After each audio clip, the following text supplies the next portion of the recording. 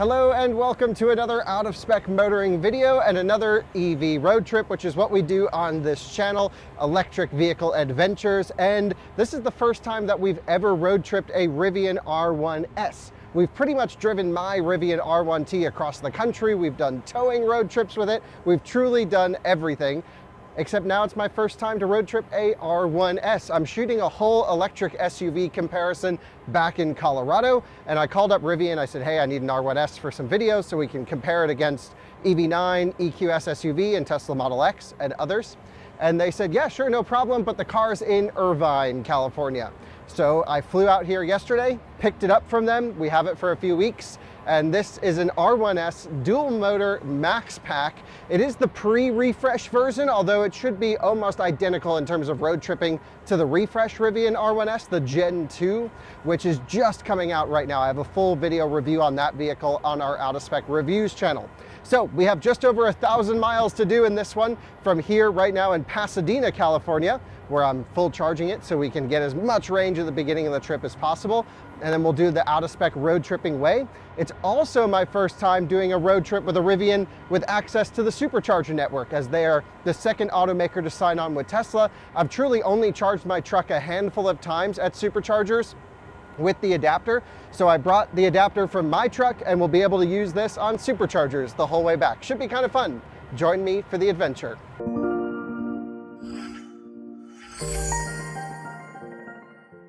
I want to say a huge thank you to Chesapeake Climate Action Network Action Fund for sponsoring this out of spec video. Guys, we work with them every year and they have a really cool raffle where they give away an electric car, except this year they're giving away 2 electric cars out of a single raffle. 7,000 available slots for 2 EVs to give away is something I've really never heard of. Best chances of winning ever. And the prizes are really cool. So you could have the option to win if you get the top first place, a Rivian R1S like this one here, a Tesla Cybertruck, a Rivian R1T, or a Tesla Model X Plaid. All awesome vehicles. We've reviewed all of them if you're curious about that here on this channel. The second place prize, first time ever they'll have a second place prize, is a Hyundai Ioniq 5, which is also a really cool electric vehicle. So all you need to do to enter to win is to go to evraffle.org. There's only 7,000 available tickets, like I mentioned, so definitely get in on the action. Chesapeake Climate Action Network Action Fund is a leading nonprofit organization fighting climate change and working on decarbonization. We love working with them every year. Again, a huge thanks to CCAN for sponsoring this video. Head to evraffle.org to enter for your chance to win a really cool electric vehicle. Well, we are in beautiful Pasadena, California, and I plugged in the Rivian here about an hour ago. It's fully charged now. We're at like 99%. It's just top balancing. And we were up in the canyons, ripping up Angeles Crest, absolutely sending it, having so much fun, did even a little bit of light off-roading. But now it's time to head back to Colorado. Now, I picked up this vehicle with exactly 1,000 miles on the odometer yesterday, and now we've put about 300 miles on it, just bombing around the Southern California area. So it's a pretty fresh Rivian. So this I'm really looking forward to. It's also the first time I'll be going on a road trip with their dual motor Enduro drivetrain system. This essentially are dual permanent magnet motors, silicon carbide inverter in the front, silicon in the rear. And because the rear motor is sort of the power motor that's geared a little bit lower, this is meant to give you the big push when you need it. This actually disconnects automatically. My Rivian has a conserve mode. I have the Generation 1 quad motor, the Bosch sourced unit, and I can put it in conserve mode and run front wheel drive, but if I floor it, it just stays front wheel drive. Here in the new Enduro system, their new dual motor system, it will automatically disconnect the rear axle, and if I give a big torque request, it'll then spin up the rear, lock it in, and then I'll have an all-wheel drive system. I've also been extremely impressed with the thermal management of these motors, sending it up Angeles Crest, wide open throttle at every opportunity, big regen into corners. The motors stayed cool. The battery overheated. The battery thermal management is something we've always complained about on Rivian since the beginning. But the motors truly are a huge upgrade from actually their top quad motor system. This is the dual motor performance variant, but performance to standard is just a software tune, makes no difference on efficiency. We also have the 21-inch road wheels, so this should be the most efficient wheel and tire combination that we can go on this trip with. This vehicle's rated for 400 miles of EPA range. And we have the max battery pack, which is 142 kilowatt hours plus or minus usable, and a charging curve that I haven't totally figured out yet. The problem with Rivians on road trips on hot weather like this is the thermal management system, some of which has been updated for Gen 2. They've now gone for a heat pump unit instead of just the standard AC system and PTC heater that this has, and they've redesigned the battery pack a little bit, but it's the same exact cell, same capacity, same motors, old to new R1S, so I'm not expecting much efficiency difference here, or really any drivetrain difference. The new one might have slightly better thermals with charging, but talking to Rivian, they're like, yeah, it's still gonna overheat if you do repetitive DC sessions. So I'm really looking forward to seeing how this goes, how it interplays with the superchargers. I'll show you the map, and then we'll hit the road, reset all the meters. Alyssa is with me. We have a couple bags in the back. By the way, just love this spec. LA Silver, pretty cool, flies under the radar. It's the base color, but I love, love, love the Ocean Coast interior. I wish I could have gotten this interior on my truck. I have the Forest Edge on my Rivian R1T, but this just was not available when I got my truck. I have an early one, and Ocean Coast had not entered production yet. Maybe on the next one. So not much more to say other than we're at 99%, 398 miles indicated, not quite 400, but by the time we're done finishing the intro, maybe it'll click off and complete. I'm using, by the way, the factory Rivian NACS adapter. This is the one they sent me for my truck. It's so funny, even their Rivian press office only has one of these to go around. They're in such short supply right now that Rivian's even looking at certifying alternative adapters. They were like, we got to source them from somewhere. We just need to get them out to the fleet. They really want all their customers to have access to the supercharger network. Some other things that we'll be looking at as well is the route planner has been updated since the last Rivian road trip we've gone on. They've purchased a better route planner. There's some cool stuff in there. And they are actually rating charging stations in the system. So for example, this supercharger is rated, they have like an A, B, C, D, F rating. This is a D station. And it's probably because it's always full. They say that the max average power you can expect at this station is 111 kilowatts in the truck. I plugged in and got 140 kilowatts peak. The truck should have gotten 200, but this station's just full, and superchargers have to split power across the entire station. That's how version 3 and version 4 dispenser stations work at the moment. And so it doesn't really matter where you park at the station, they have to share across everyone. And this is just so busy, no one ever gets peak speeds according to the Rivian system. So let's jump inside and I'll show you where we're going. Well, you guys join me in the R1S ahead of the trip. Alyssa's behind the camera, ready for a road trip? Always. All right, so we love our Rivian R1T. I think Rivian's building some of the best new cars on the planet, truly. They just totally get it. There's some inherent design limitations on the R1 platform, charging performance, thermal performance, that I just wish could be better. They're not going to get much better even with the refresh. But then there's doing some huge changes from this R1S to the new one. This is one of the last pre-refresh ones built. And like I said, only had 1,000 miles on it. The suspension's not so great. There's some other little things around here, design stuff that was changed for R1.2 or R1 Gen 2. And yeah, either way, pretty cool. So let's take a look at this particular truck. I'll show you what we have going on. We'll talk about drive modes in a bit. We'll figure out the best way to get it set up. But if I come here to vehicle, about, that's right. This is it. You can see we have 1,302 miles on the odometer. It's a dual motor max pack with the adventure package, which is kind of just like the standard one. They didn't really have anything other than launch and adventure, I believe. Dual motor all-wheel drive and 21-inch road wheels. We just completed 400 miles indicated. Holy smokes, Alyssa. 89 kilowatt hours, $59 to charge here. That's expensive. Let's get out of California. Oh my God. $60 to charge from 35 to 100%. And that's why there's Tesla chargers on the Tritium over there, because those are free. Yeah, those Tritiums, I don't believe they charge anyone to use, and so that's why people use those. Oh my God. Now, the thing is, you can pay a monthly subscription to Tesla if you drive a non-Tesla vehicle and use the superchargers, and that will buy down your per kilowatt hour rate. Totally recommend doing that. In this case, this is just hooked up plug and charge with Rivian's account, but wow. No one will use plug and charge at supercharger stations with these pricing until you can add your Pass Plus or whatever they call it, the Tesla membership account to plug and charge in your Rivian, which they will have by the end of the year. Wasim already told me that's coming, which is great news. So I'm going to unplug so we don't get any idle fees, and then I'll put in the route. So let's run and do that.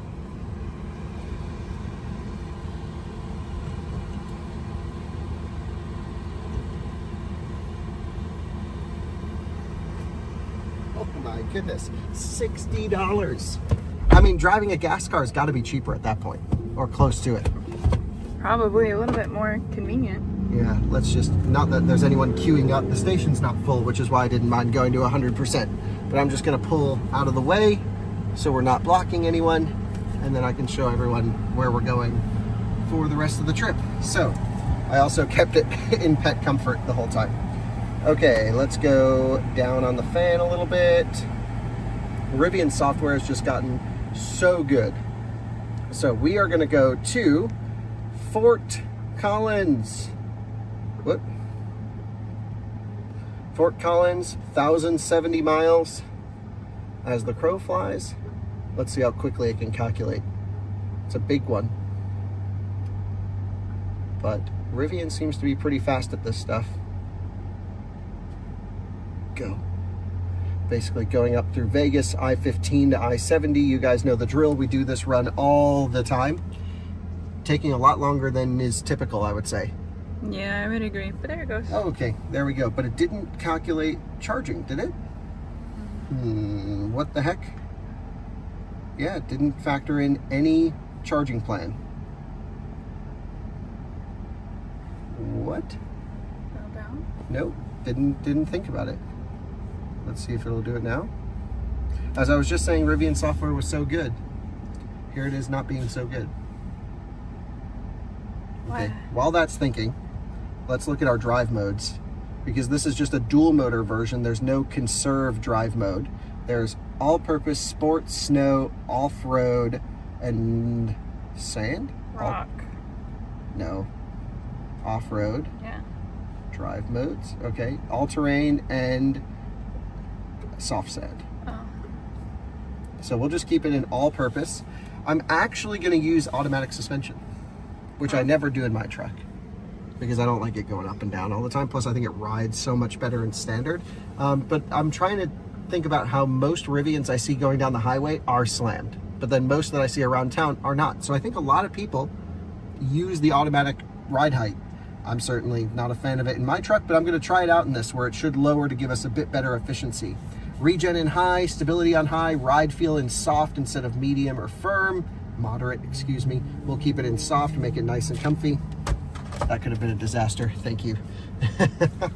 What else do we have going on here? Basically, we need to see, no, it didn't add any chargers, really? Hold on one second. That's crazy to me. What if we put in the office? Maybe it needs like a specific.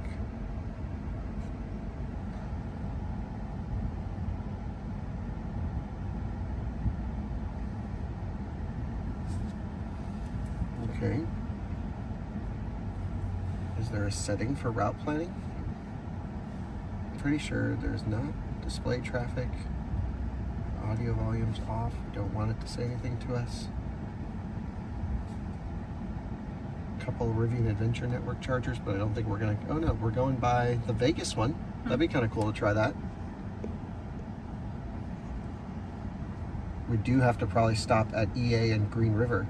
It's not adding any chargers, Alyssa. Maybe it'll do it once we start moving.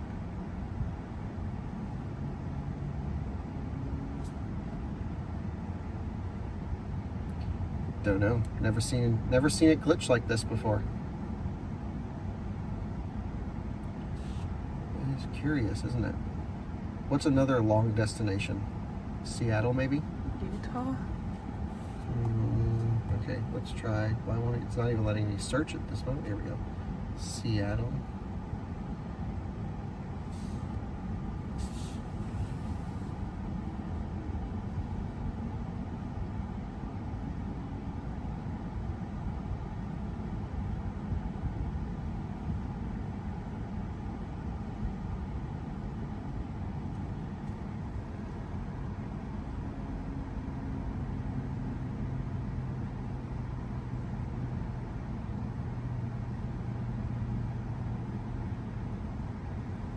Yeah, it's not doing any route planning.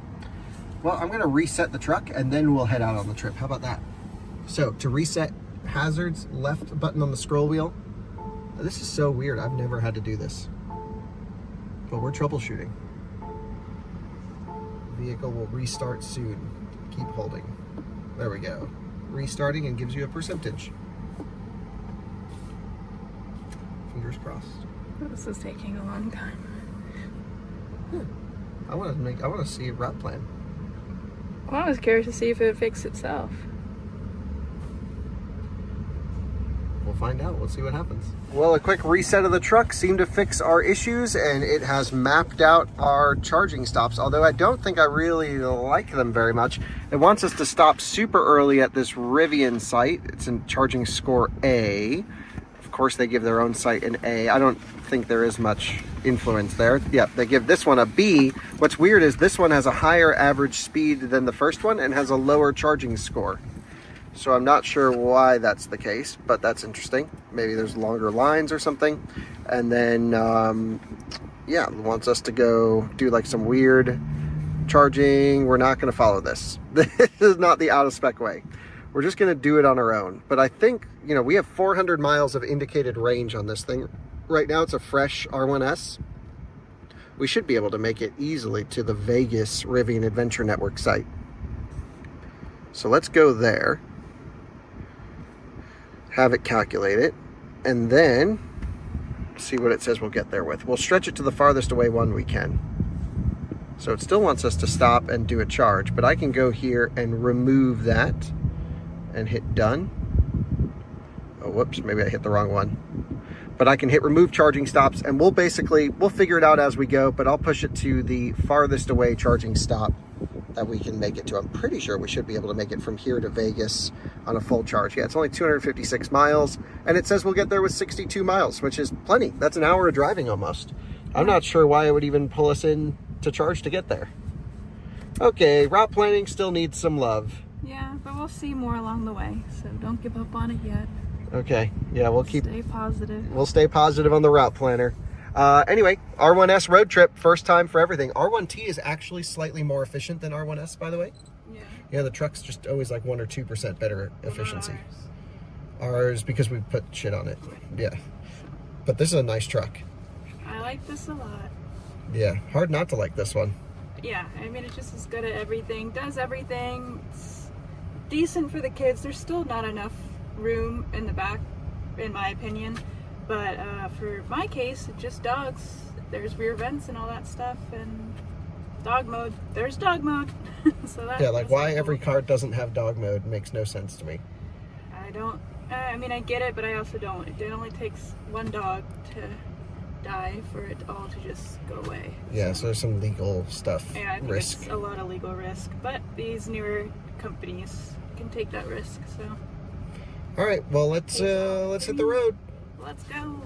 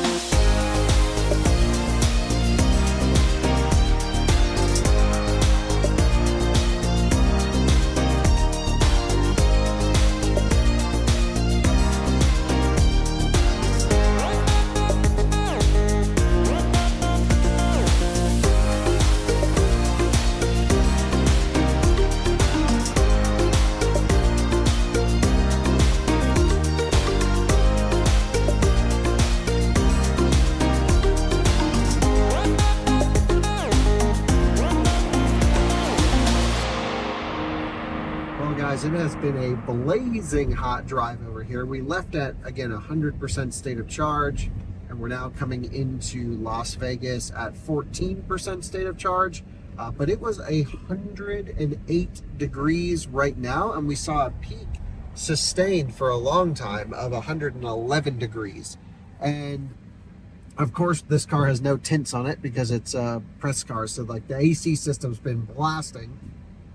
And for the last 2 hours, over 2 hours, the Rivian's been trying to precondition for this charging session. And to be honest, it hasn't not kept up. So typically it will target around a 72, 74 degree Fahrenheit arrival arrival temperature for the battery pack, especially in this region. And it's been so hot out here, and we've been ripping so much cabin climate that, yeah, we've just, I'm trying to think, can we go left from the right lane? Don't know. But we've just basically been AC compressor on full the entire time. Hummer EV over there, if you take a look, Alyssa, you can zoom in on it. Yeah, nice. A white SUV, that's pretty rare to find. The SUVs are now coming in different colors. Same with the trucks. People are getting creative, orange, blue, lots of cool ones.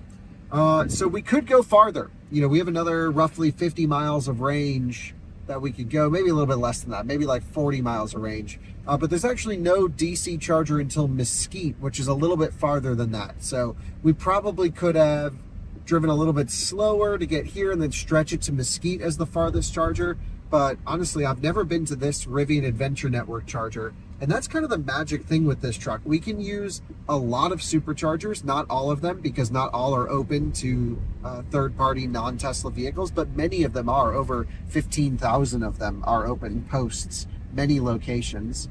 And we can also use, of course, any CCS public charger. So like just back there is the really busy, really awful Electrify America site that is just always full, always a line. I was there Sunday morning a couple weeks ago waiting to charge a Silverado EV.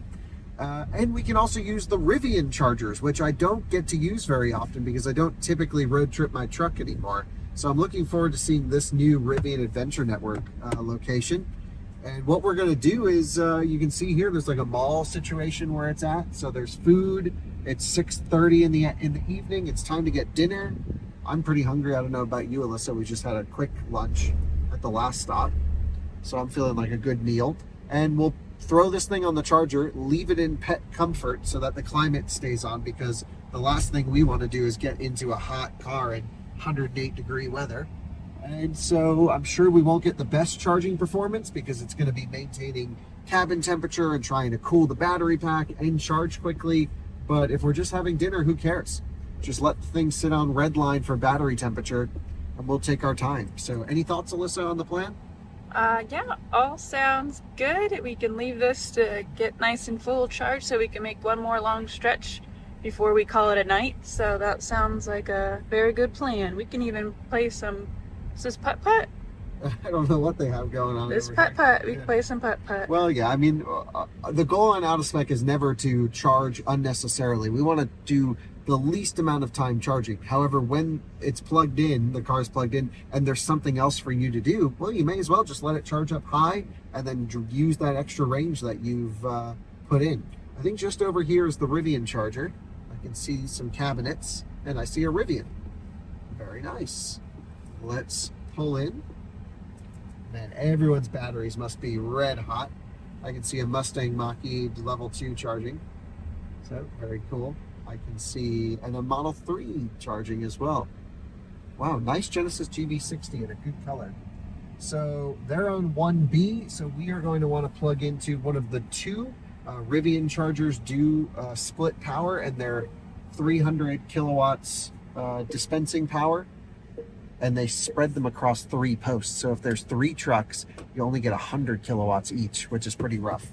But it should plug and charge, so let's see how that all works. And what I'm going to do is put this thing into pet comfort, turn on, and this way, put it to the coldest temperature. We'll get into a nice and chilly vehicle. Sure, I could precondition it, but I just don't want it to get hot in the meantime. And we have arrived. We've met some viewers here, actually. And yeah, let's get this plugged in. The Rivian LEDs they used in here, I met the original team that did this. 36 cents per kilowatt hour, way cheaper than the first charging site. This is a warm handle. but it should just interface and plug and charge, and we'll be able to rock and roll. 36 cents per kilowatt hour is not bad for DC charging. Whatever we were paying in Pasadena, 60, 70 cents. Whoa, rough. But the R1S was nice on this trip, comfortable, I would say. I actually wasn't too upset on the highway ride comfort and performance. Yeah, that's important. Yeah, on the back roads, really didn't like the way this drove. Definitely want the new updates. But on the highway, it was cool. We also had it lowered down, you know, in auto suspension. So you can see now that we're stopped, it raised itself back up to full squishy mode when we got off the highway. And we're charging. Since we did the reset on the Rivian, one thing is annoying is it defaults to showing miles per hour, which I don't know what that means. There we go, kilowatts. Let's see what we'll get. We should get full 200 plus here. So we'll let it spin up the request. Rivians always ramp up very gently. So I'll catch up with you guys in a minute when we're pulling, hopefully, a lot more than 46 kilowatts. There we go. 48. Oh my God. 50. Thank God. Well, it's a really slow ramp here, but it is keeping climbing here. It's like it spins up a module and it goes up another level and then spins up another module, but it's not modules, I don't think. I think it's just the request is ramping. We're doing 200 kilowatts. It's 109 degrees outside. It is baking out here. I can feel the heat through my shoes on the pavement. It is so warm. And yeah, looks like we're not getting any more than 200 kilowatts there, Alyssa. That's okay. That's Yeah, sweet. we're not in a rush. Normally I'd be freaking out, like, why aren't we getting 220? Actually, you know what is going on here? Sorry. We're just at low pack voltage. It'll increase as pack voltage comes up. I got to get myself back into the Rivian mentality. They don't just dump a ton of current like Tesla. And it doesn't charge like a Taycan, that's for sure. Well, you get a little taste of that, you get a little greedy. I don't understand why Rivian is such the benchmark in almost every category except charging performance. But that's actually the maximum it'll do, and it'll hopefully just hold 500 amps at pack voltage, and we'll see a peak of around 215 kilowatts plus or minus. So should be good. But either way, even if it takes a while to charge, who cares? Plenty of things to do around here. We're going to go get some food. I don't know, the R1S is growing on me. I've never been a huge R1S fan, Oh, thank God. but I'm really kind of liking it. I've just never liked the back end of it. Well, just don't look at the back end. Yeah. You like the back end of the iX, and now, or actually, you like the back end of the iX, you like the front end. Yeah, I don't know. That's a tough decision, iX or this. I think the iX is a nicer... I like the iX a lot. It's more utilitarian. But this has dog mode and much better software. And I don't know, I like the Rivian thing as well. Yeah, it's cool. So anyway, we'll leave that charging. Make sure it stays in pet comfort. I think it should, yeah. My pet is safe. And yeah, and actually Rivian Adventure Networks now show the pricing on the screen there. See that $2.54? It's a little blurry, I know. But previously it was only on superchargers that they showed the pricing on the screen. Now it does that here. Pretty cool.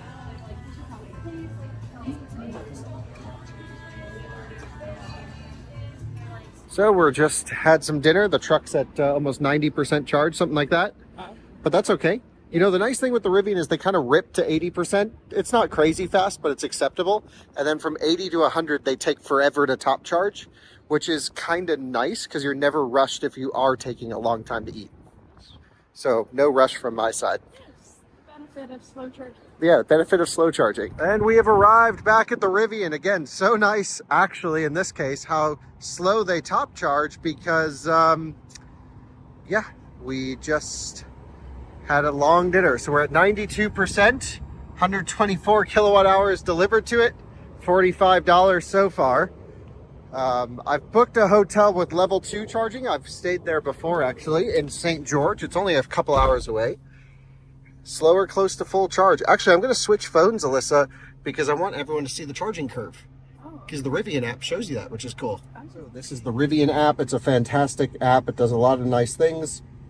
It stayed nice and cool in here up until only about 10-15 minutes ago when the sun really went down.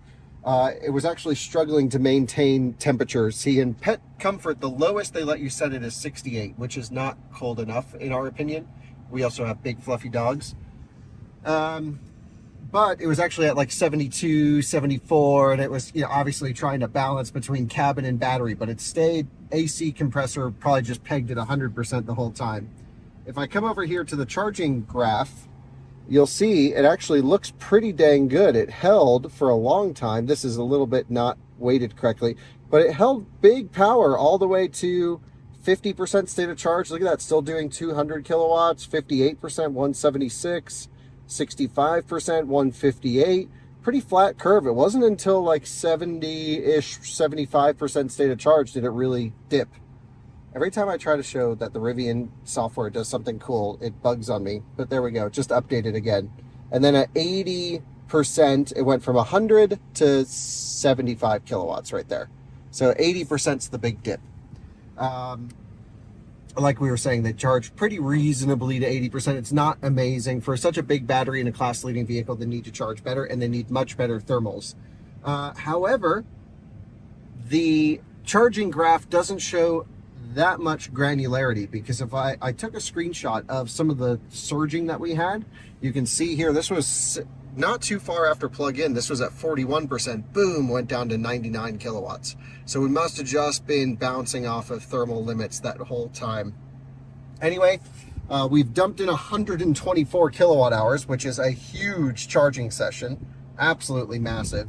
$45, 40 kilowatts. Let's hit the road. We're gonna go to the Hampton Inn that has free charging. It's very nice. And that is in St. George.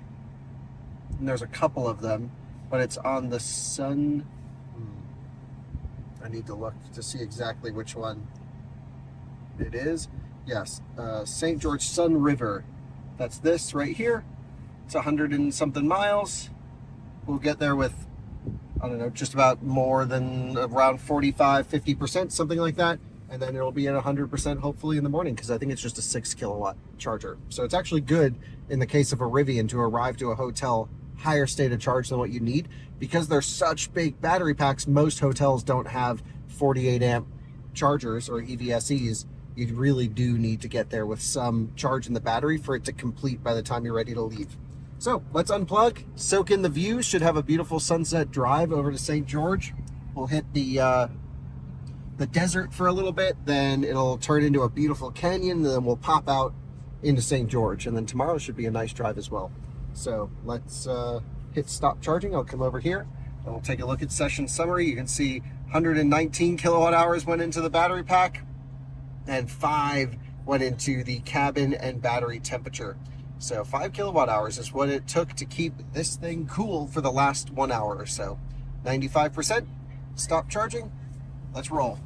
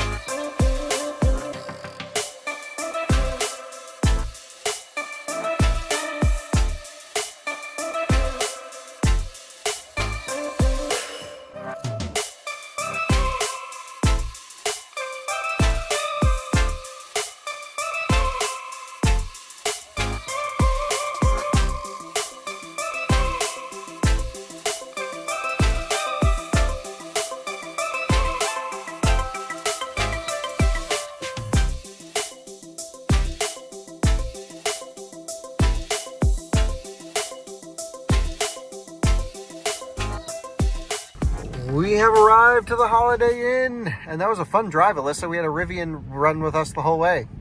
It was great. We were ripping through the corners, and we don't know what color it is. Yeah, we couldn't figure out if it was launch green, gray, or black. The lighting was a little bit weird, but either way, it looked really good. And yeah, R1T just had a great time ripping, and we were both on adaptive cruise at 85 max, because that's all these things will do. By the way, Rivian's Driver Plus system, not good. I'm sorry, really not good. It's just like, can't find the lane line sometimes. It's very jerky. It does random stuff, and oof, I'm just not a fan of using it on long trips. I have to say, it's very ping-pongy. So here we have some chargers. Now, last time I was here, I had to ask the front desk to turn them on, but since there's already a Model Y here, maybe they asked and that's why they're on. I don't know. But we're at 53%, so we used about half our charge to get here. We're plugging in and we are communicating. Are we happy? Normally it would have started charging by now. Okay. So maybe there, yeah, it says waiting on charger. Okay, that's a new one for me. Maybe I'll try the other side. I remember one of these did not work, and it could be this one, because this, I'll wrap up the cable here. Okay, let's try this one. Let's see if this one works.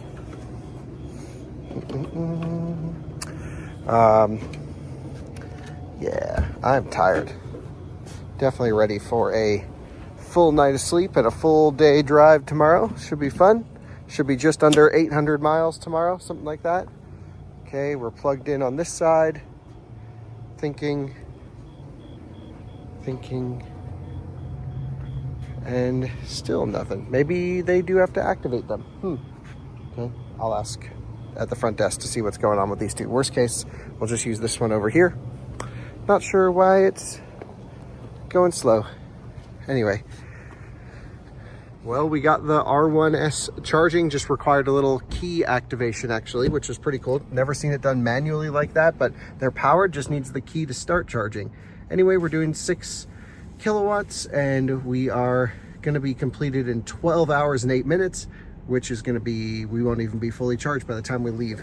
Keep in mind, AC is running at the moment, so once that stops, more energy will go into the battery pack and we'll be at least higher state of charge than we are now by the time we leave. So we are off to bed and see y'all in the morning. Good morning. Oh gosh, hi. Hello. I thought you were answering a phone call. No, starting a video clip. Guess how high state of charge we're at? 96, okay, that's your guess. What are we at? 95, okay, pretty close. So that's the thing with big batteries, it still didn't complete, and we took our time. We ate breakfast. So 32 amp hotel charging is just a nice little perk, but not, and it's free charging, so no complaints, right? But 6.4 kilowatts, yeah, wants another 3 hours. I preconditioned the truck starting about 25-30 minutes ago, so it's nice and chilly in there. I keep calling it a truck, it's an SUV. But every time I think Rivian, I think about my R1T. Right. Yeah, it is. It's a truck SUV. Okay. So we have been very out of spec so far. What are you doing? There's just sun in my eyes. I can't look into the camera. We have been very out of spec so far in that we left at 100% state of charge, which we typically do for road trips. And then we went to Vegas and we had dinner and we charged up high and then we slept in here. We're getting old.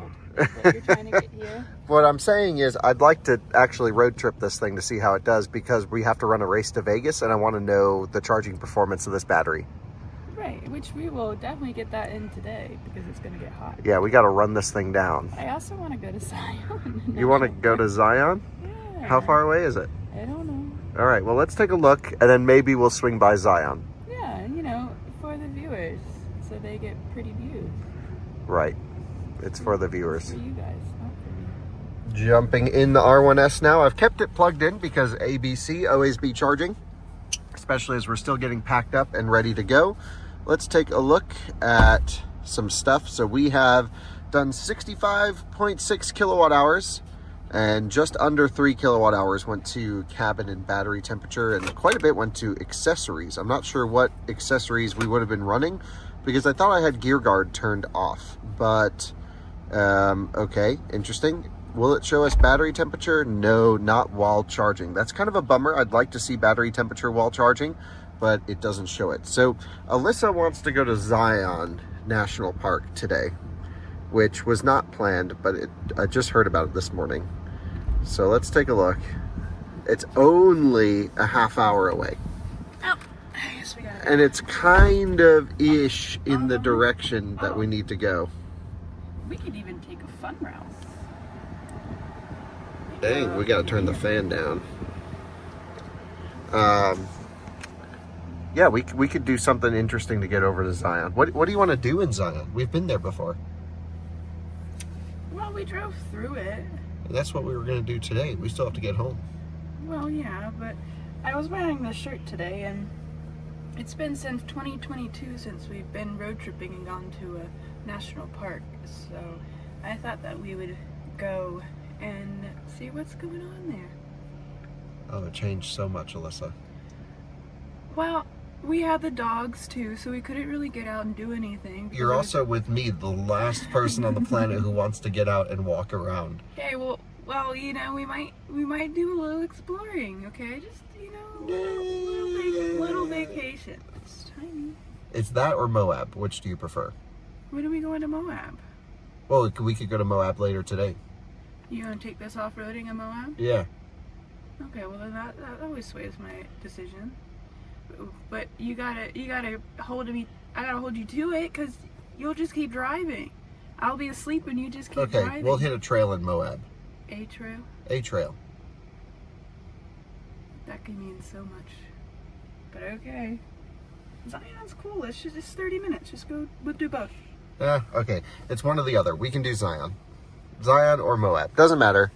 We'll figure out a way to get there. Yeah, I think this is not navigating us to the correct place. You need to put it in your phone. And I'm going to unplug and swing by Starbucks, get this day going. Yeah, because that adds an extra 30 minutes. Yeah, but that's worth it. Yeah. Okay.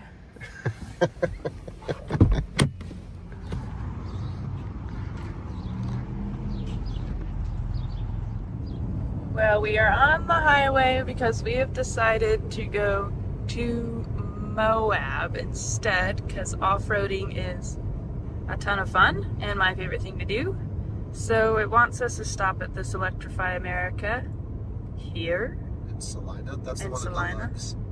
Oh, Yeah, it's the best EA in the country. great, great. Love that one. And then we'll pop up, well, there's one right there too. So that's Green River.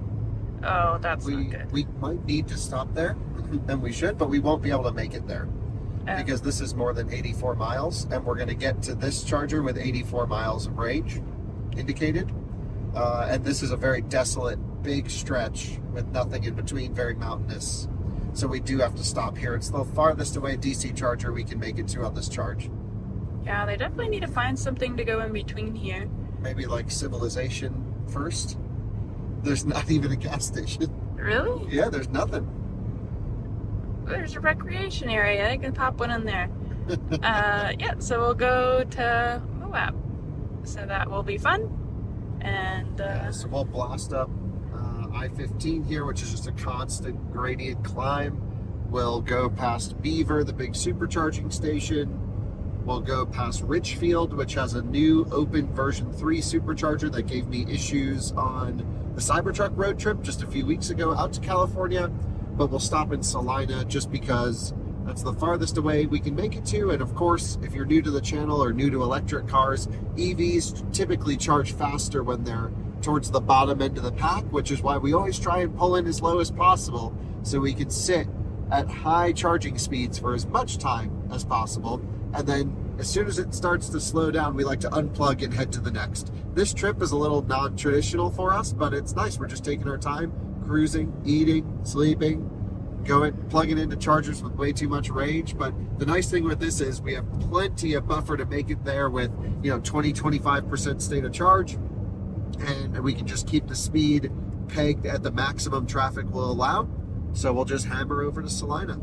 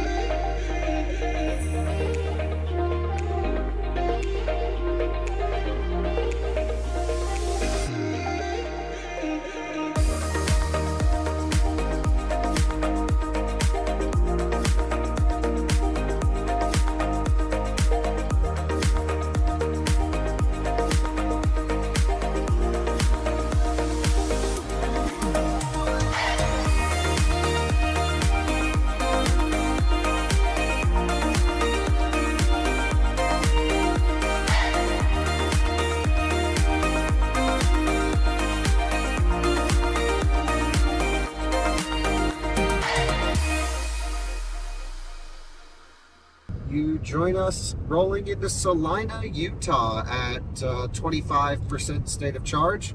Now, that's still plenty of energy, but it's not quite enough energy to get to the next DC charger along the route. And because we stopped at a hotel, we may as well have just kept the car charging overnight, and that's what we did.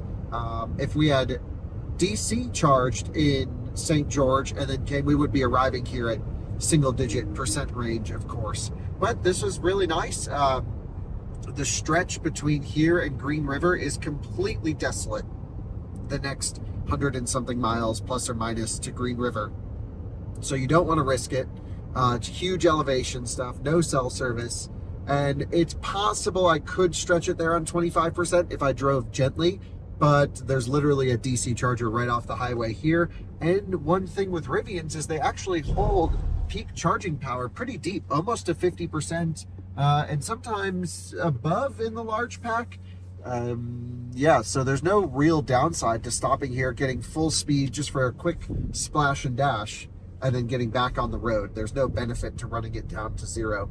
So these are the EA Signet chargers. We stop here all the time. This is a very common stop. And what's cool is on this trip, we are using literally superchargers, because in Moab, we're going to use a supercharger. We're using Rivian Adventure Network chargers, which is crazy. They don't have a RAN station in Moab yet. And we're using EA. It's like, even as when this truck launched, this SUV launched 2 years ago, maybe even up to only 1 year ago, you were locked to only using Electrify America on long trips. It's very rare to find an EV go on long trips. And even now, just 1 year, 1.5 years later, we are utilizing infrastructure from multiple providers. So things are improving. We'll also have the opportunity to wash our windshield here, which will be really nice. So let's throw this thing on the big boy EA 350 kilowatt station. And we're going to keep it because it's 93 degrees outside. We're just going to keep ripping on the thermal systems, put it in pet comfort. Rivian will have a keep climate option coming soon. Can't come soon enough. Also, some other weird things that it does is it shows your arrival in miles instead of percent. I don't know who thinks in miles rather than percent. I would want to know percentage so I can manage the battery stuff a little bit better, or give me both maybe. And there are some other weird things that this doesn't do, but yeah, maximum speed of 85 with lane centering. But the lane centering, Alyssa, it's just not good. Maybe it's even better in the R1T than this. I don't think so. So close. so close. They'll get there. The refresh one has completely different hardware. Yeah. So now it says charge to 69% if we want to make it to Moab with 80 miles. But we can get there way less than 80 miles. 80 miles is,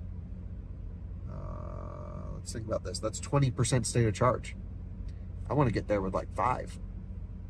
So splash and dash and we'll roll.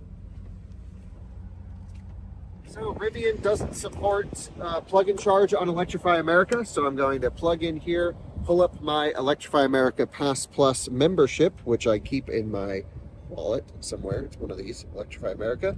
There we go. It says tap. Once it comes up, it should say tap. There we go. Boom. Processing. That's windy out here though, isn't it? Yeah, just a bit. Yeah, just a bit windy. Holy smokes. So yeah, probably a good thing we stopped to charge because this is all headwind at the moment. But our efficiency has been good, just over 2 miles per kilowatt hour. These 21-inch wheels seem to make all the difference, and the dual motor as well. I'm pretty impressed with the efficiency of this. The range is not a problem on the R1S dual motor Max Pack. It's cool. I like the Max Pack, don't get me wrong. I just didn't like the price they were charging for it. Now that Dual Max is really the big battery option, you're locked into it, just get it. It's good. Good to have more range. 48 cents a kilowatt hour with Pass Plus. One charging session will pay for the difference from Pass to Pass Plus. Should be good. Charging speeds quickly got right up there, which is great. And he's filming while I'm filming, and we're both filming together. He cleaned half this windshield and just has one more half to go. But I'm gonna go inside and maybe get a snack or two, and we'll continue on this road trip. It's windy as heck, but we're doing over 200 kilowatts here. So no reason to unplug now. This is full speed. We'll let it ride until it tapers and then see if we can make it to either Green River or Moab. I'd kind of like to skip Green River if we can. We have got a fresh, clean windshield. Look at that. So nice. And we're charging 210 kilowatts. Absolutely ripping. So I'm happy to see that. 192. Okay, so a little taper at 31%, not totally sure why, but anyway, we've been plugged in for 4 minutes. We're gonna run in, get some snacks, little restroom break, and then we'll reevaluate when we should leave. But nice trip. I just think instead of 192 kilowatts, we should be doing 292 kilowatts. And that is really the only complaint I have, other than the suspension and some of the noise. It's a little loud in there, but the new one actually fixes that as well, now that I think about it. So, nice. We have been, whoa, really windy. Holy smokes. It's crazy windy out there. We've been charging for 16 minutes. It's still ripping along, 170 kilowatts at 60%. That's not bad. That's not bad. The curve's actually not too terrible on this thing. So we should be able 230 miles to make it to Moab, I think. Let's see. It wanted to charge to 69%. Yeah, we should be able to just go there now. Let's take a look. Yeah, continue. Maybe we just need to end the charging stops and then it'll tell us what we'll get there with. Yeah, there we go. 10%. Because of 400 miles on a full charge. So perfect. We can leave. We can skip Green River. The only problem is we're missing our co-pilot. She's just checking out at the store. So once she's done, we'll unplug and go. And we'll get to the, I should probably navigate to the Tesla supercharger in Moab. We have our adapter. And actually, I believe it's a Magic Dock station as well. So we may not even need to use the, I keep it down here in the door pocket, the NACS to CCS adapter. This is the official Rivian one. Well, technically it's a Tesla one. NACS DC adapter. And it's rated A, 8 chargers. And I think there's 2 superchargers in Moab. One's a version 2. This one should be the version 3, the new one. Crazy to think that there is no Rivian Adventure Network site there, as that's like the most Rivian place to go.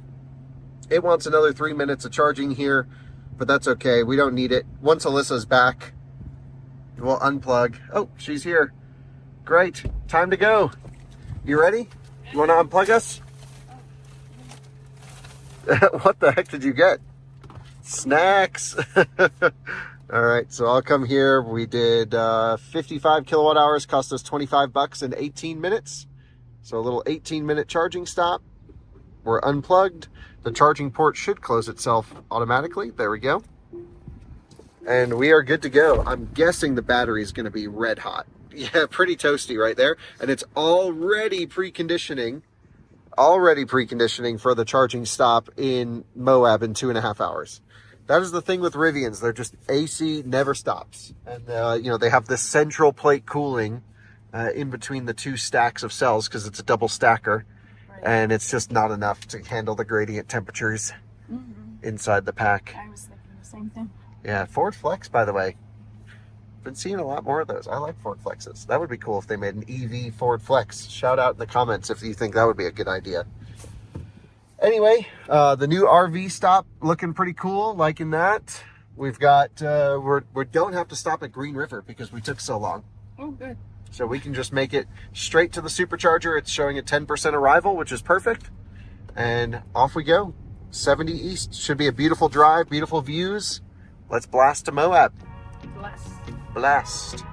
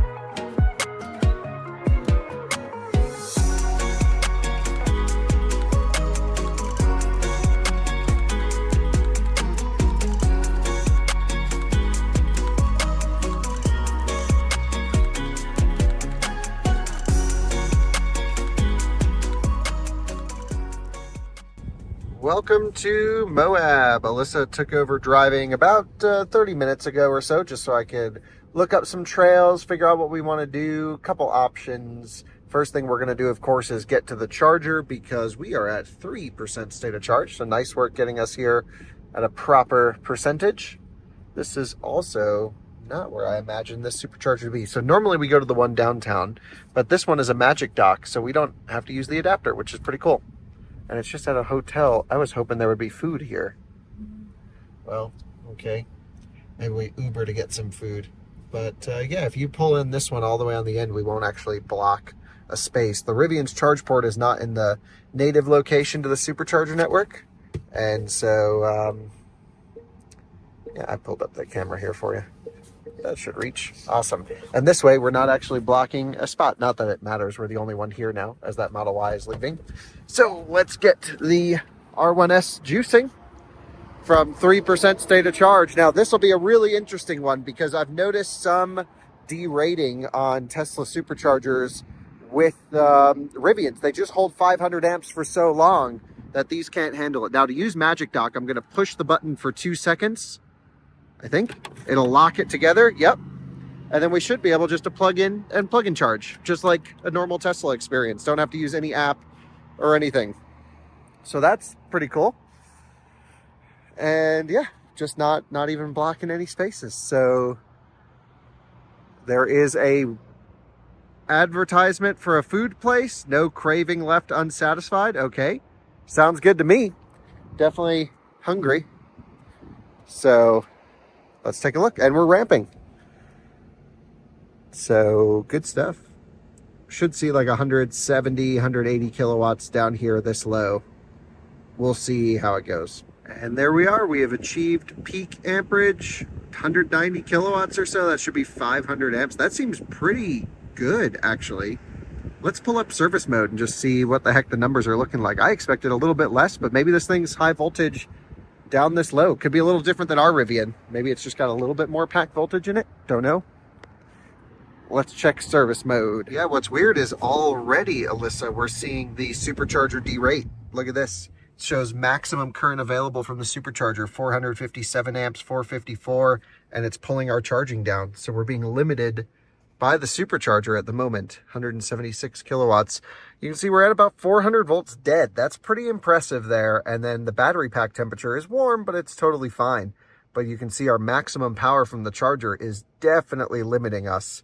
So there is some issues using superchargers with these things, no question. This is what I've been seeing quite a bit of. I've never seen it happen this early, but it is 100 degrees outside. Alyssa is going to stop charging here in a moment. We're already down to 147 kilowatts right there, and we just stopped charging. I don't know why it was such a poor performance.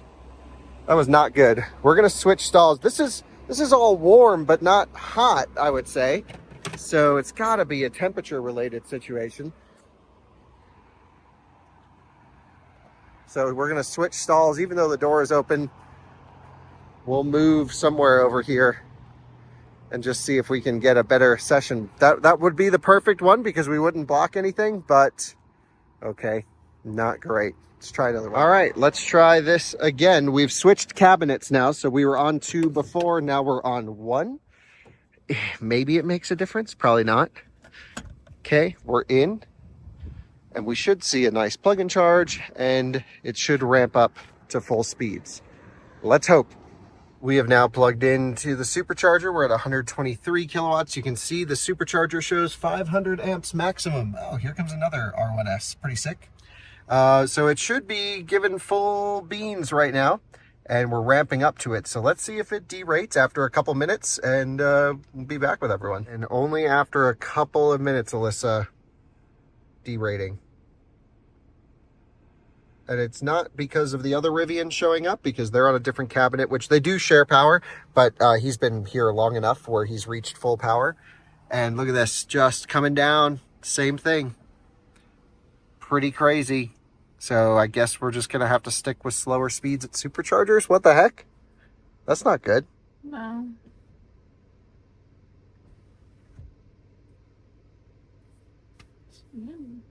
I've never seen him really do any faster than this. Well, you charge our Cybertruck at 250 kilowatts. No. You've charged our Model 3 at 250 kilowatts. Okay, but not a Rivian. No. I've never, so. Man, they're 350 amp nominal rated with liquid cooling. Here comes another Rivian pulling up. So many Rivians here. And, yeah, we're just derating again. Bummer. So I guess we'll just deal with it. We'll look at the charge session in the app. Let's go get some food. Yeah, but take it out. Take Service what out? mode. Oh yeah, we got to take it out of service mode to monitor the charge from the app. Good call. And literally just a few minutes into the charging session, we're down to 125 kilowatts. And the other R1S that's here is also same thing, derated, down to low speed. Damn, that is rough. So Alyssa is like sold on the R1S now. I've been trying to sell you on it because it's just the perfect car for us. It's like our natural usability. We need a good dog hauler with good space that can still go off-roading. Okay. And I'm really liking that limestone color compared to our silver. That's what I've been saying. Limestone with Ocean Coast interior. That's all I want. But Colton really likes the new blue. I love the new blue. If we get a new one, I'm going to get a new blue. Spice it up with colors. We have to wait because I would want the quad motor. I'm impressed with the dual motor, but I just want the power. And also the 4-motor control, just more stuff to talk about. There's Cybertruck here, hell yeah. Didn't do a great job parking the Cybertruck though. And yeah, then 2 R1Ss. So all good, we're just sitting at 115 kilowatts or so, not charging that fast, but we pre-ordered food, so we'll be good to go from there. Okay, we are back at the R1S now. Cooling is ripping, limited by charging station, down to 113 kilowatts. It's hot as hell in here. I know, I cranked on, started preconditioning it like more than 5 minutes ago. That R1S also similar speeds to us at the moment. And then the cool Cybertruck, love that. So that's a really clean one actually, it looks nice, fresh as well. So they must have just gotten it. No fingerprints yet. So this dude's just like, what the heck is going on with my Rivian? Why is it charging so slow? So Alyssa, not only is the charging station overheating, so are we. Air conditioning is weak sauce right now. And I think it's trying to, battery pack is at its maximum temperature. Maybe it's a good thing it didn't actually charge that fast, because we may have toasted the battery pack earlier. So either way, thermals are an issue. It's not 117 degrees out. It's about 100, 98 to 100. So hot. Yeah, it's hot, but it's not that hot. I mean, this portion of the country gets this hot every year for the entire summer, and cars should be designed to handle it. Well, I'm curious to see how that Cybertruck's doing over there. Oh, they're doing just fine. How do you know? Because I've had Cybertruck at extreme heat, not affected. Yeah? Yeah, Oh. totally fine. Cybertruck's got great thermals. But it doesn't have great charging speed. No, but at least they're staying cool, unlike us. I've got this thing on max for the cabin, and it is blowing colder than ambient. It is cold air, but just not nearly as cold as it would be when it's trying to cool the battery at the same time. This is why a lot of automakers are not switching or not having the dog mode in their cars, is because it's not easy to keep the car cool, especially in this kind of temperature. While you're charging, everything's heating. Yeah. So the one thing that they go, I mean, I'd rather the battery die before my dogs die, but I guess that's not how they think. Yeah, well, you could just choose, really slow charging, cold cabin, or it's trying to find a happy medium right now. It has to be cold cabin. Yeah, maybe dog mode could prioritize that. I think it should. I mean, if you're manually putting your car into dog mode, you obviously want the car to stay cold. So it should say, okay, customer, my owner wants me to stay cold. I'm going to prioritize that over charging. Yeah, okay. So you could just get real slow charging. Yeah, I agree. And that could be a user adjustable. Where do you want the cooling to go? Or you could just upsize a proper cooling system for a vehicle. Right, well, that's what I was saying. If you really are having dog mode in your car, you should have the right thermal management to be able to compensate for it. I agree. Well, here in this case, I wouldn't say it's hot in here, but it's not cool. Definitely, if we had these tinted and everything, it'd be a lot cooler. Yeah, this thing needs some serious window tint. Oh, it's crazy. And wearing black leggings doesn't help. I mean, it's not hot. But, I have the rear off as much as possible. But yeah, I feel like back here it would be... But you can turn the rear vents on. Right. I have them off. I would just suggest Rennie Rivian owners with these older vehicles to have fans in their cars if they're having... And Rivian has improved it with the heat pump, they say, more cooling power. Right, but if you have an older one, I would still have a fan running in the car. Yeah. Okay, so anyway, we are going to charge up to 80%, I think. Because not only do we have to run a trail, we also have to make it to the next charger on the way, which is Grand Junction. Sounds great. Kyle is doing, well, now the wet sock trick. Thank you, Archimoto, for the wet sock we're using to help cool down the charger. That's one good thing. Oh, he's gonna dabble a little bit more on there. We're like spicing it up. Wow. That is something. I've just poured water. We're at 265 amps. 268, 270, 271, 272. So yeah, cold wet rag trick will work here. Wet sock. Wet sock trick in this case. 274, 276, 277. I'm gonna keep pouring water on it. 281. Wow, it's getting up there. He's still pouring. I gave him the nasty water, not our smart waters. So Just need a sprinkler set up. Look at that, 288, 289, 290. Yeah. So just we need to develop a sprinkler system out of the front trunk to the supercharger handle. or people just use wet rags. Yeah, wet rags. I know. Having the adapter in the middle too, that's like more opportunity. Yeah, that's true. Yeah, look at that. We're up to 300 amps almost. 299, 300. Charging speeds, we're up to 134 kilowatts now. There we go. It's just handle temperature. Same thing we've always been dealing with superchargers. For some reason, the adapter seemingly makes it worse, which makes sense. There's more connection points, more opportunity for heat. 124, but that is the truck dropping, not the charger. You can see the message went away. We're dropping because now the battery pack has reached maximum temperature. So we fixed the handle, but now the truck's still overheating. Alyssa, we have reached 80% charging and we are surging a little bit. It's going like 60, 70, 80, 90, and then just dies again. So things are not going well. But time to leave. Let's go get some food and run a trail. Stop charging, 106 kilowatt hours plus whatever we put in on that other stall, another maybe 15, 20 kilowatt hours, something like that. So a pretty serious charging session in this heat. Battery pack has got to be, battery pack is... It's never done that to us yet. It has on our truck. Yeah, but not on this one. Not on this one. Battery pack's hot. Well, this thing is toasty. We fixed the charging performance problem, but then the battery got to its maximum temperature. This is definitely the hottest I've ever seen it, because in our truck I've had it hit yellow and then it came back off, but this is just staying at basically 54, 55 degrees Celsius right there. But we got pizza. AC starting to cool the cabin a little bit more, which is nice. We're really maxing this thing out. Holy smokes. I cannot wait to test the updated Rivian heat pump system, hopefully this summer, because I want to get it in the same scenario as this, because this is just not enough cooling power. What's the name of the place? Antica Forma. How do you spell it? Antica. E or A? A-N-T-I. Antica Forma. Great pizza place here in Moab, just so people know, and pasta too. But Yeah, and when it's not baking, you could walk there while charging.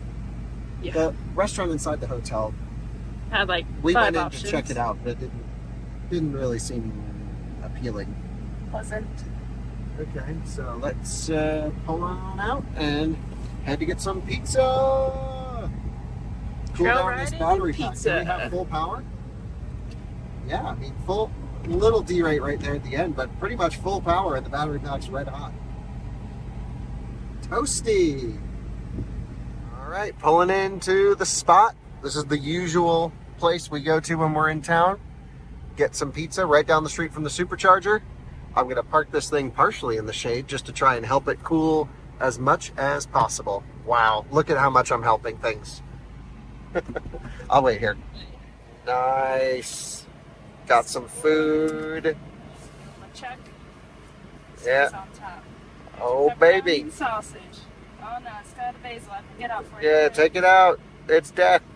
Okay, I'll eat it. I like basil. Okay, thanks.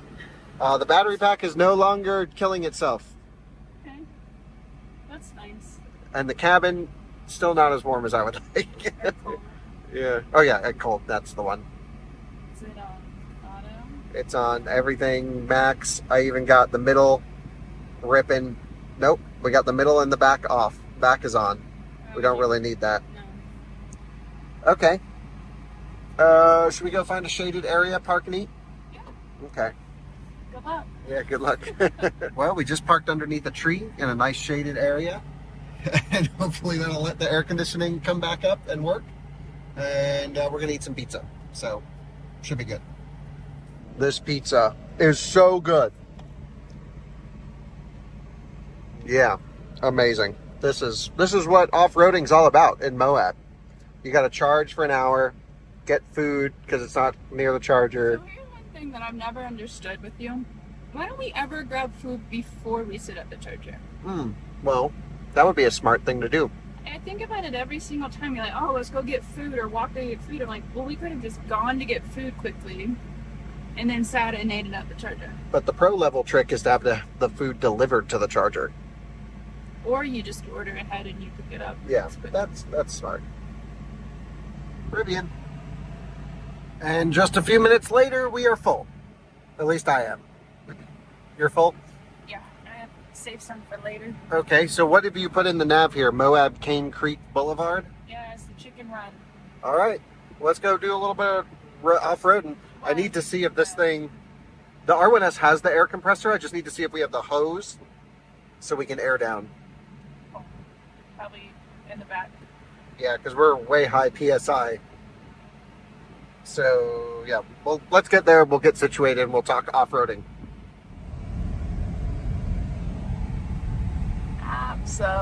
Absolutely beautiful. Now, And to the trail. this is to the trail. We're heading to the trail. I think this is the trail No, this is a road. What are you No. talking about? because it's been along this river this whole time. Nope. Okay, well, I hope not. It's definitely like a trail, but dirt and obstacles and off-roading. Give you guys a better view. The audio.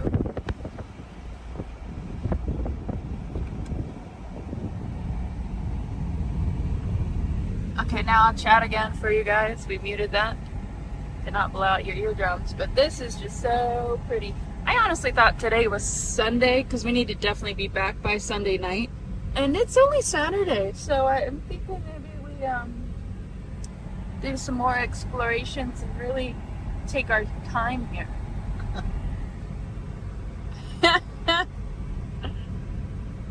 I'd like to get home.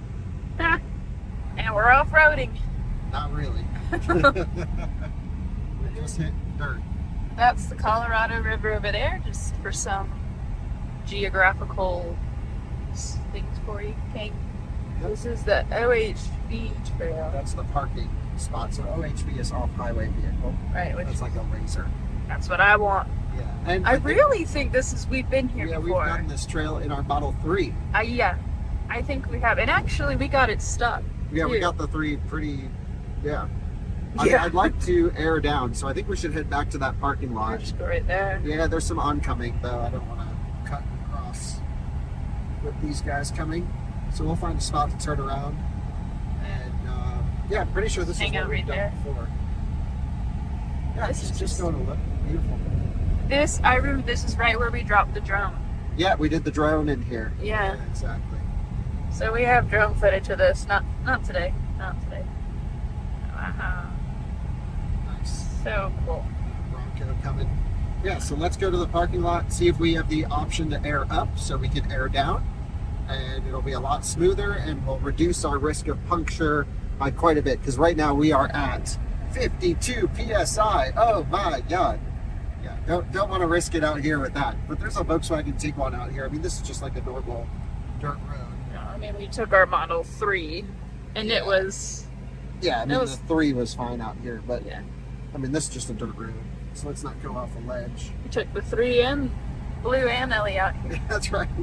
Blue had a blast. Ellie did too. We lost her, I Yeah, remember. the She dogs just, loved it. It was really, we put stuff on their booties. Remember they had booties on their paws? we put booties on their booties. Yeah, booties Yeah. on their booties. All right. We have gained the air thingy. Now, what we'll probably do to air up is honestly just head in town to a gas station one. But Yeah. nice to have this, and I just want to make sure this reaches the front because in my truck, which is a longer vehicle by 14 or 16 inches, the air compressor will reach the front, but I have to like route the cable a specific way. So I'm pretty sure. Nope. Bottom. Bottom. Wow, cool.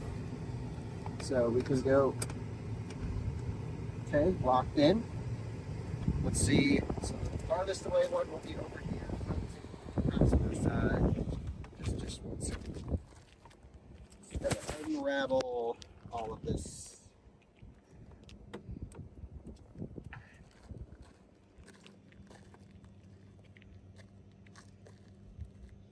Okay. Oh, no problem.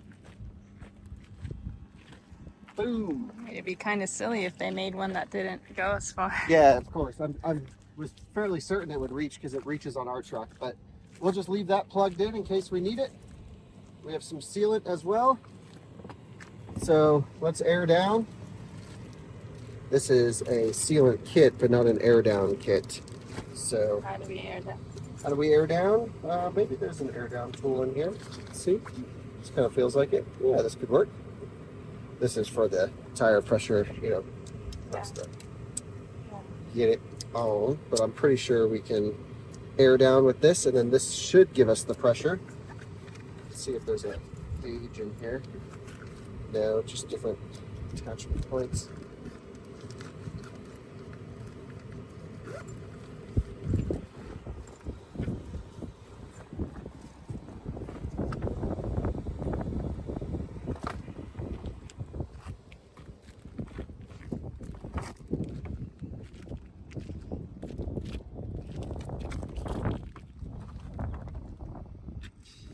So let's see if this will let us air down. So it's showing 52, and we want to set it at, I don't know, 32, or just 30. Nope, it won't purge.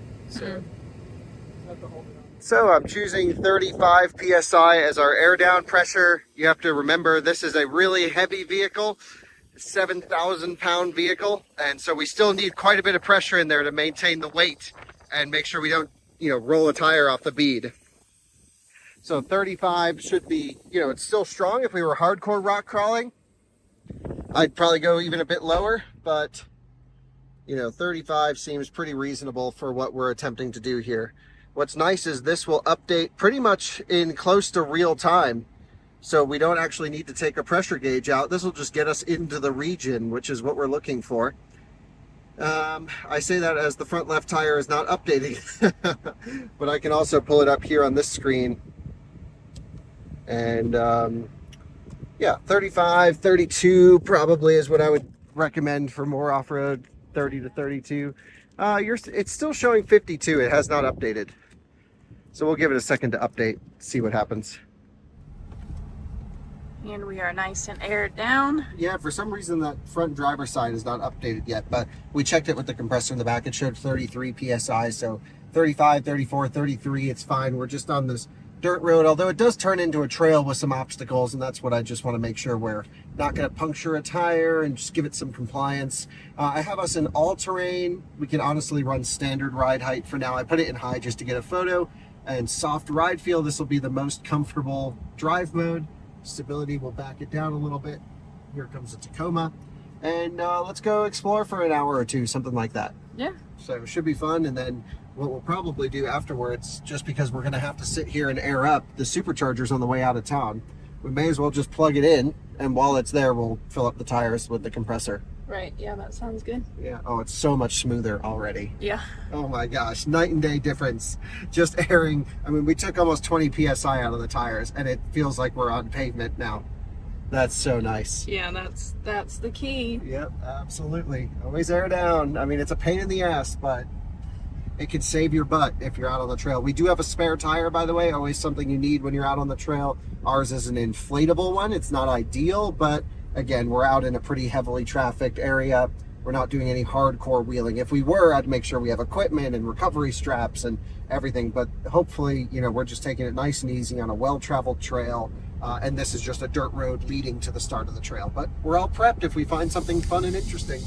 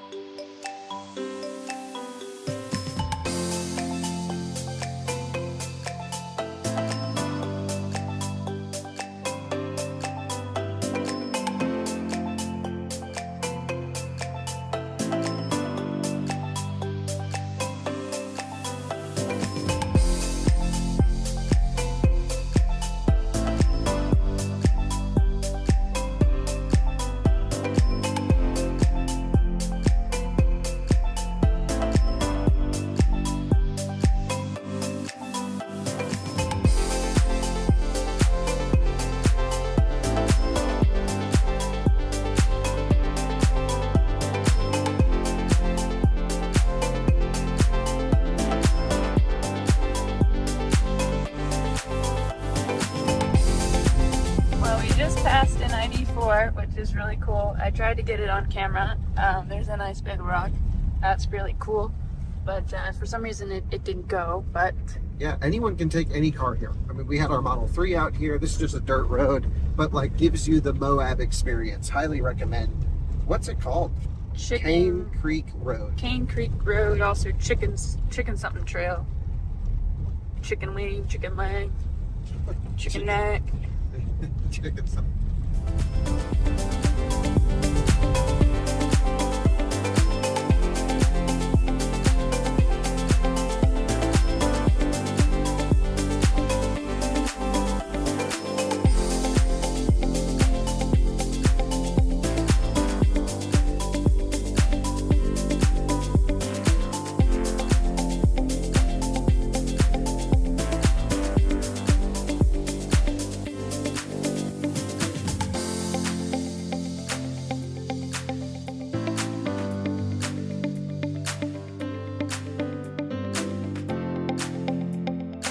Okay, viewers, what I'm attempting to try here is to see how the cross-car basically torque vectoring works by braking. No locking diffs in this. They're 2 open diffs, dual motors. This is the base drivetrain. And I have us in the highest suspension so we don't hit a rock, firmest suspension so we don't compress down and bottom out because we don't have the skid plates in this, stability in the middle, and we're in all-terrain. There's no rock crawl mode in the dual motor. So I'm going to keep constant throttle as a wheel starts to spin, if it does, if we get one off the ground. A little bit. It's doing a pretty good job. I can already feel it grabbing some brakes. Oh man, this thing's a freaking easy machine to get up the hill. Look at how it's just applying power. And then you can see a little bit of green coming in up top. And that is where it grabbed a little brakes to send the power across car. But overall, wow, the dual motor did that so well. Getting power on. It's helping creep forwards actually, even on the hill. Very nice. Short wheelbase, or shorter than R1T, should mean we don't bottom out as easily. And there we go. That was cool. So when you're outputting power and then you see a little green come down, even when I'm on the throttle, it means it's grabbing that side's brake. And the amount of green that shows up is how much brake pressure it's applying. So, man, this thing's pretty good.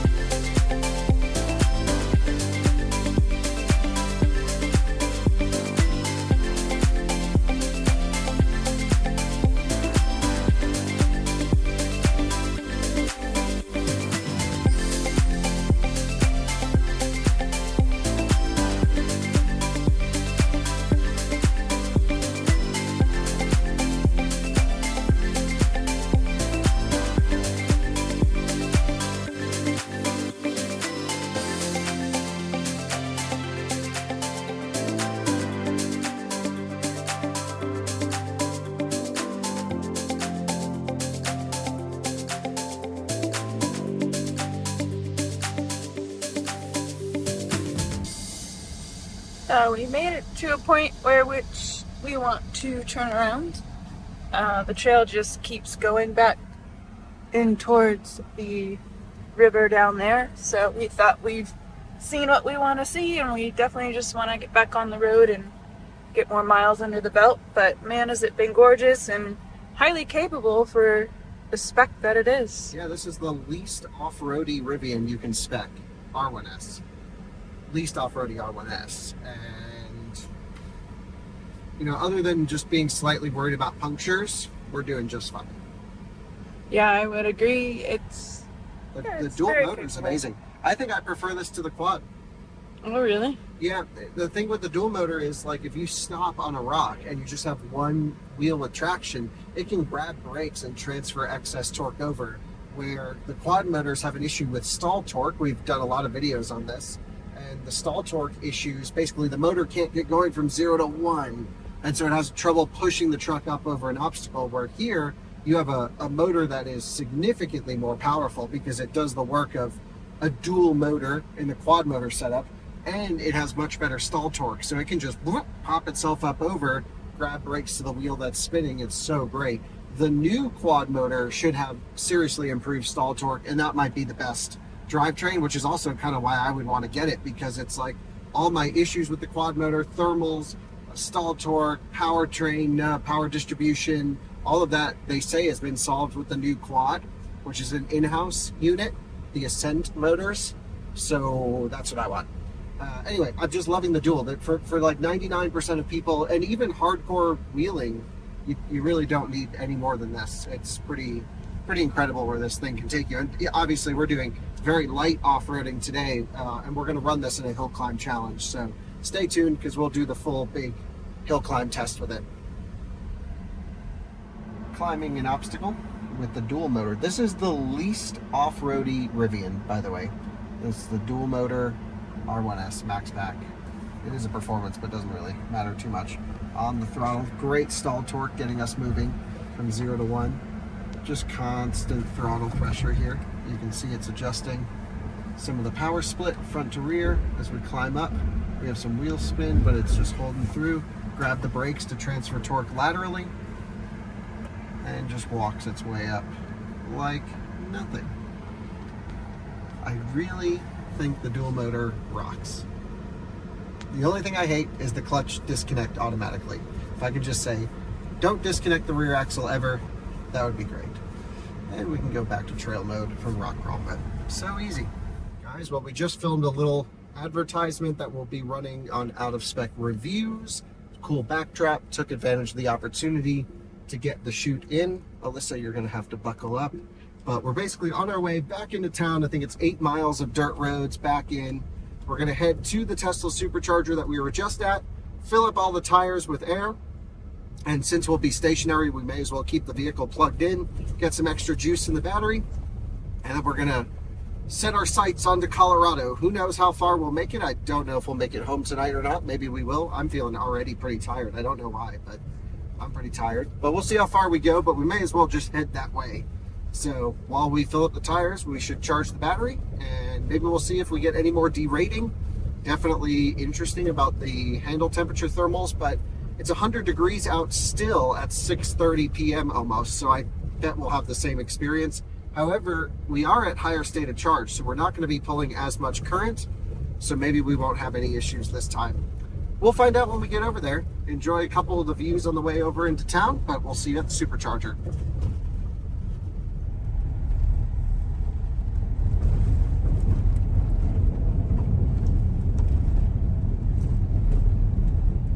See how it's doing that individually, but it's only a dual motor. We have arrived back to the charger. I'm gonna plug this thing in, and I'm actually gonna use my adapter rather than using the Magic Dock, just because this is at least cool. That's been baking in the sun. Maybe that'll help a little bit. And we're at high state of charge, 63%. I'm hoping no thermal derates this time. My guess is we should be fine. Yeah. But we'll see. It's also cooled off. Feels like it's cooled off, but it's still 100. Keep the climate ripping. Battery temperature is cooled off. 104, looking good. Let's plug in. It's windy, but I'm going to set this thing to 52 because the tires are hot. So we're going to let that rip on all four, bring them from 35 to 52 or so. So should take, however long this takes is how long we'll charge. And we're charging pretty fast, actually. 145 kilowatts right there. You can see the pressures are coming up as it fills. So that was really fun. Mm-hmm. Yeah, good, I don't know, 3-hour adventure, something like that. Yeah, that was great. Just long enough. Yep, just long enough, I agree. The built-in compressor in this thing is so fast and works, I think, even better than my R1T's air compressor. This is great, and it's a lot more accurate than my truck. So they must have made some iterative changes to this, because mine sometimes overpowers. You know, I'll set it to like 50 and then it'll go to like 55 or 60, but this is working great. And temperatures are staying nice while charging. I don't think we've had any major derates. Yeah, we're just derating normally for our state of charge. Very good. All right, Alyssa, we're all aired up. These two just haven't updated yet, but we're all at 52. The Model Y was a viewer, super cool guy, thinking about buying a Rivian actually. So we talked R1S for a while. Choice. Yeah, good choice. Now that it has access to supercharger network, for him was really important. So that was cool. And what should we say? The charge went well, as expected, because we're at high state of charge. It's slowed down. I say we just hit the road and get out of here. We'll take the scenic way back along the river. Should be beautiful. And we'll see how far we make it tonight. Would you mind hitting stop charging for me? This was 50 cents a kilowatt hour, rack rate. Should have stopped charging there. Boom. I did not use their Magic Dock. Again, I used my adapter. So I don't know why really, other than just it was cooler. So we'll close that up. I'll take my adapter. We'll hit the road. We're at 86%, I think. Say that again? No, I'm just asking what state of charge we're at. 86%. Cool beans. Let's go. Ready, Alyssa? Alrighty. Let's hit the road. Be a nice drive with the sunset and everything. Where does it want us to go? Yeah, that's what I'm checking. Let's see. looks like it wants us to go the non-scenic way, but I think we should take 128 along the Colorado River up. So let's do that. Yep, we'll take this road. It's absolutely a gorgeous drive to go the back way. I much prefer it, and it's kind of fun as well. So we'll see if we can add that as a stop and have it route us that way. It also thinks we just need to do one charging stop to get home, which is great.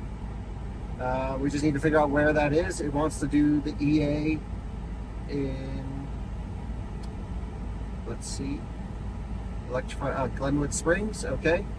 But we probably can play around with that. Maybe we'll even just find a level 2 hotel tonight or something, because we'll be in Glenwood Springs at 10, which means we wouldn't be home till 1 or so. Yeah. But that's okay. Hey, another R1S, pretty cool. They're all out here. That was the same guy No, it wasn't. from earlier. No, because there was a silver one we parked next to earlier. Oh, really? It was limestone. That was blue. Oh, that one Like had just the same amount of bikes. Yeah, exactly. Rivians and bikes. Okay. Yeah, Broncos, Rivians, and bikes. That's Oh, wow. Moab. So we'll take a right, take 128 up. Should be a beautiful drive, and we'll just go till we're tired, I guess. Catch you all along the way.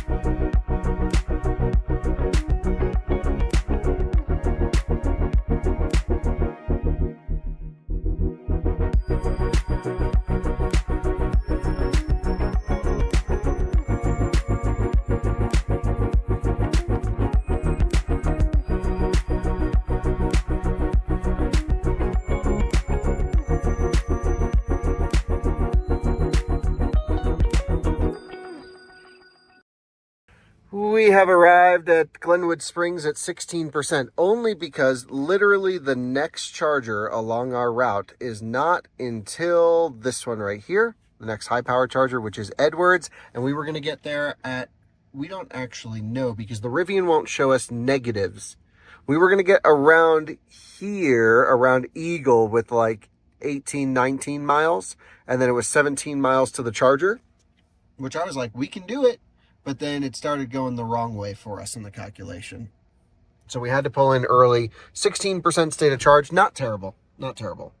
But also it meant that we didn't really precondition to this station. Battery's a little bit warm, 98. but it's cooled off. It's 70 degrees outside. And the reason it didn't precondition here for too long is because I was trying to stretch it to Eagle. That would have been nice. Oh well, let's plug it in and start this thing charging. So I have activated the charging session. I've plugged in, tapped my Pass Plus membership. We've decimated the entire population of bugs. Always love how Rivians shine their logo here on the ground. This is just a nice truck. It's not pretentious, but it's just nice. And it's amazing everything we've done with it. Alyssa and I were just talking. We picked it up in LA, sat in traffic for a while. We shredded up the canyon, beating supercars up to Good Vibes Breakfast Club, absolutely sending it up. Okay, maybe I don't love the handling of R1S compared to R1T. It's a little loose in the back end, and it's a little okay, not as dialed. 36 cents per kilowatt hour here with Pass Plus. That's pretty cheap, pretty reasonable. And but still insanely fast. The dual motors never got hot. The battery gets hot pretty quickly, but just amazing drivetrain. Then we sat on the highway, did big miles out to Moab, just cruising, and then we went off-roading all day. I mean, it's just so much you can do with this thing. Is this new software? What is going on here? I've never seen this sort of grayed out thing. Ramping up 80 kilowatts now, 16% state of charge. So we'll charge here until we taper off max speeds, and maybe we'll hit one more charging stop to get home. Probably will be the fastest way. The R1S was like, hey, you can do an hour-long charge here and make it home. And it's like, yes, we could, or we could do 2, maybe 20-minute stops as an example and shave a little bit of time off. It should get up to about 200 kilowatts, plus or minus here. Cable cooling's going. Ramping slowly, as is usual for Rivian Max Pack. My large pack does not ramp as slowly as the Max Pack does. The new large pack on the refresh, no one knows what that battery pack is yet. 190 kilowatts, 200 kilowatts, hell yeah. And we're pegged. Love to see it. Well, we'll let it charge until we taper.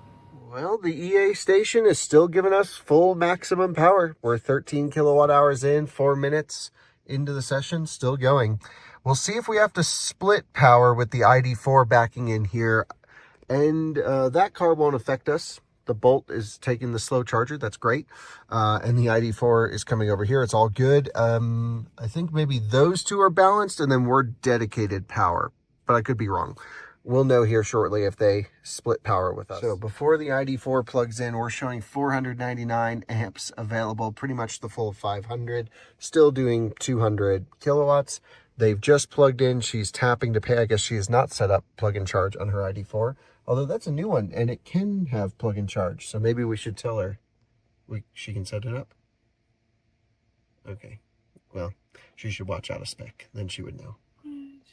People gotta learn on their own, or else they won't learn at all. Yeah, it's working for her. She's got it in her wallet. It's all good. She's got her own method. Yeah, she's got her situation going. So let's see if that will affect us at all.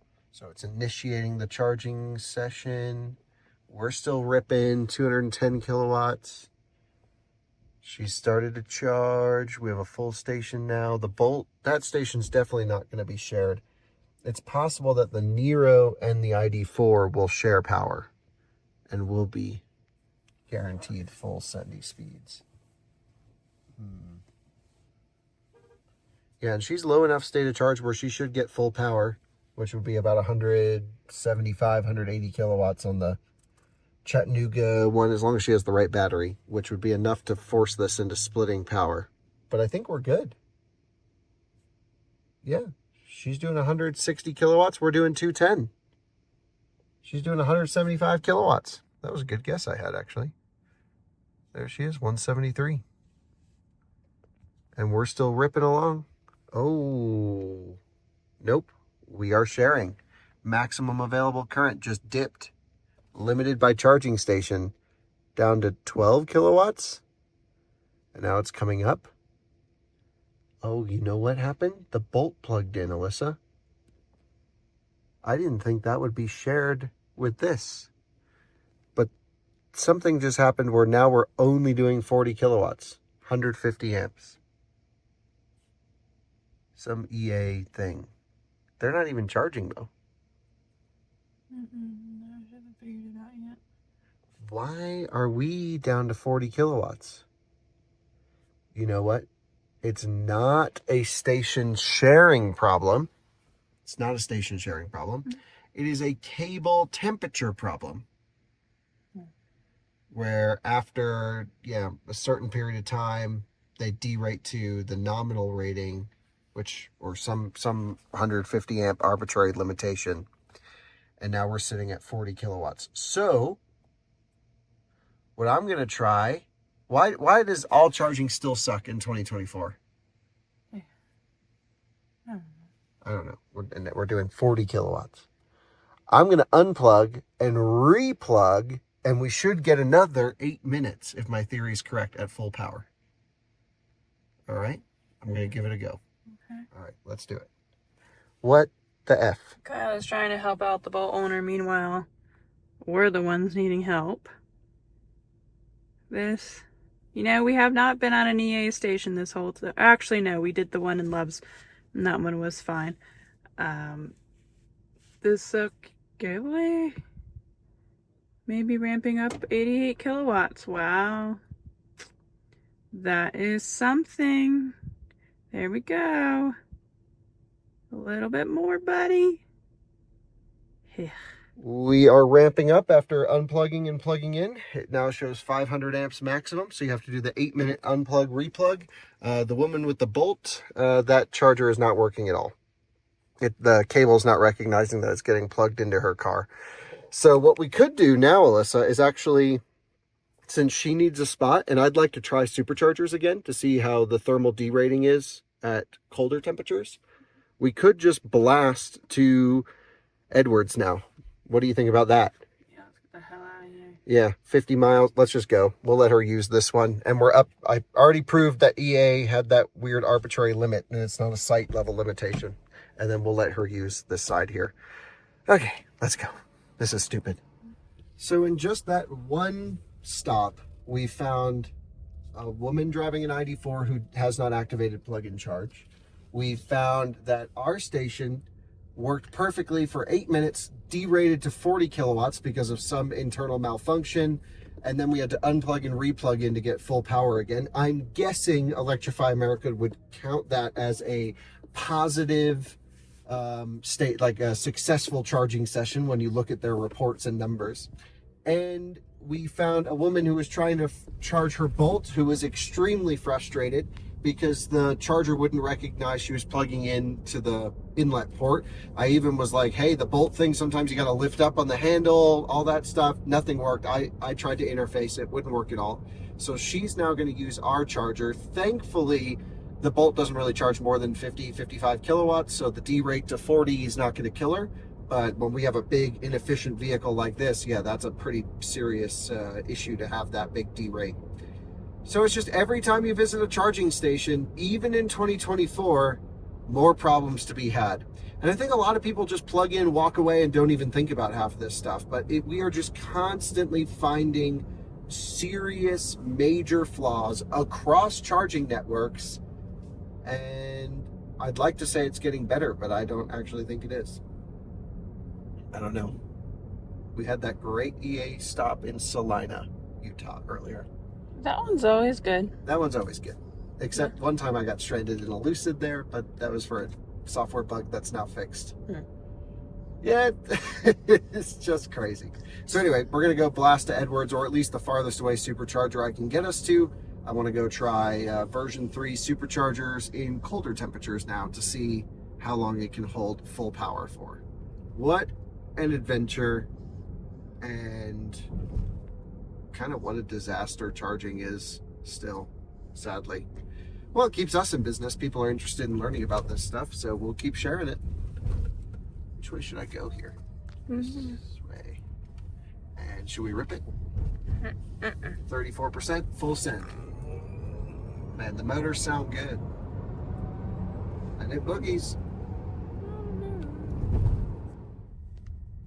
Welcome to the Edwards Supercharger and EA station. There's actually both here, so if the superchargers give us issues, we can go to the EA, and they're actually the Signet units, which seem to work pretty well. They're the older ones with the rings around the outside. The Gen 4 stuff, the ones they claim will solve everything, I don't really like them very much. Two of those are dead, or at least one has a dead screen. One looks completely dead. Anyway, we'll come all the way over here to 1A, and we will use the adapter. This is an approved station, but with no magic dock, so I'll have to use my Max to CCS adapter. We're at 13% state of charge. I'm going to turn off climate control. It's cold outside. It's 59 degrees now. Battery still pretty toasty, but 89 is the coolest we've had on plug-in this entire trip, and we should be able to like hold big power for a long time. Now we're staying at a hotel. We just booked one not too far from here, but this is more of an experiment. So let's, we have a cool adapter. It's chilly outside. Hopefully we have a good charging session.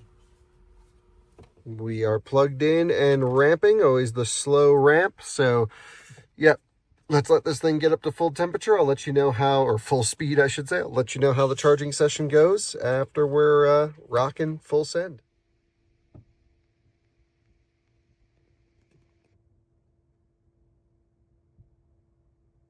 We have been charging for a few minutes now, and we've put in 22 kilowatt hours, and you can see it still shows 500 amps available. So the cooler temperatures are definitely helping with this particular charging session on the supercharger network. So hopefully it will continue.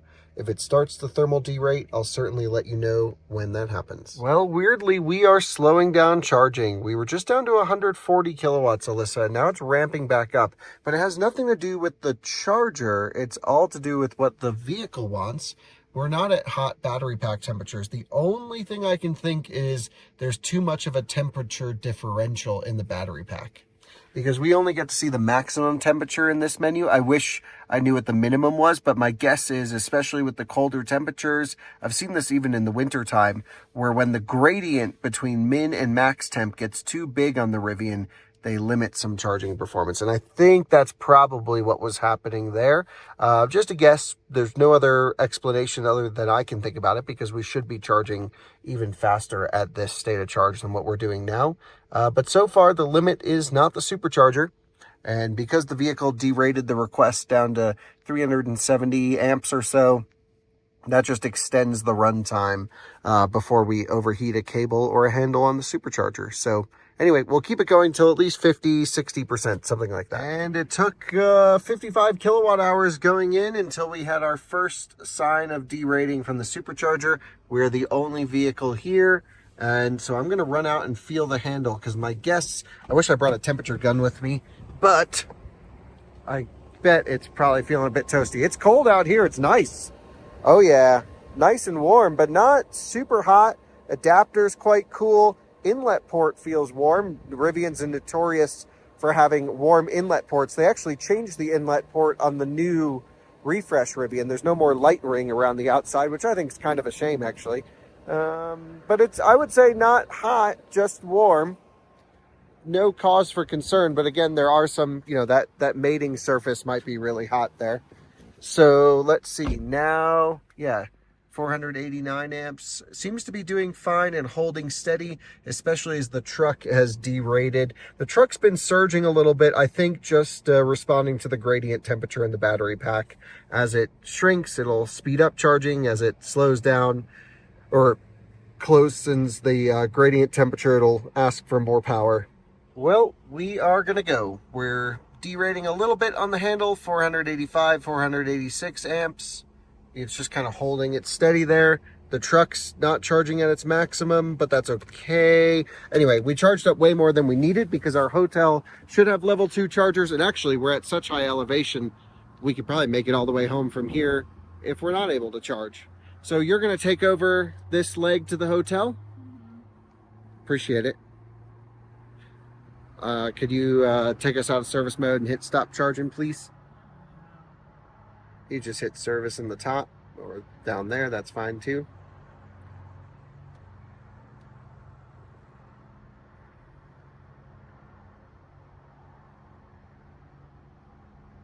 Thank you. Stop charging and we're good to roll. Yeah, definitely warm, but not crazy hot.